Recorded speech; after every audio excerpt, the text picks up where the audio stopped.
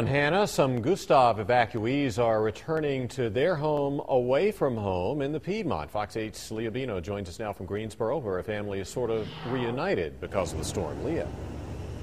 Yes, Neil, a Greensboro couple left New Orleans for good back in 1997 when they experienced some terrible flooding. Now they are the ones other family members are calling on when they need to get out of harm's way. And everyone says all that matters is knowing everyone is safe. Oh, God.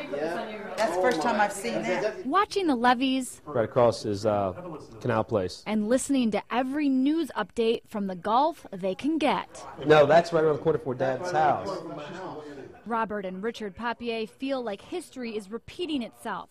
3 years ago, father and son evacuated New Orleans to stay with family in Greensboro. Now they're back in the Piedmont. And you just look at it and you're going, this is ridiculous. Well, I got to do this again? You got to be kidding me.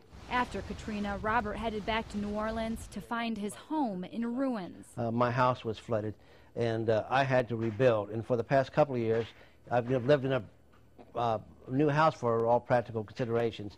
So this time, it has been a little scary for us because I know it can happen. I didn't know the first time. Robert's son Richard returned to New Orleans less than 2 months ago. First thing my friend said to me, he says, you know, don't really have time to miss you. I hadn't been gone that long yet. Richard isn't so concerned about his home, but the restaurant he recently helped open. We're going through the coolers in the restaurant, throwing all the food out. So when we do come back, if it is a long period of time, we have to go through all that, throwing all that rotten stuff away. Now Richard and his dad can only wait, but both men have learned to put things in perspective.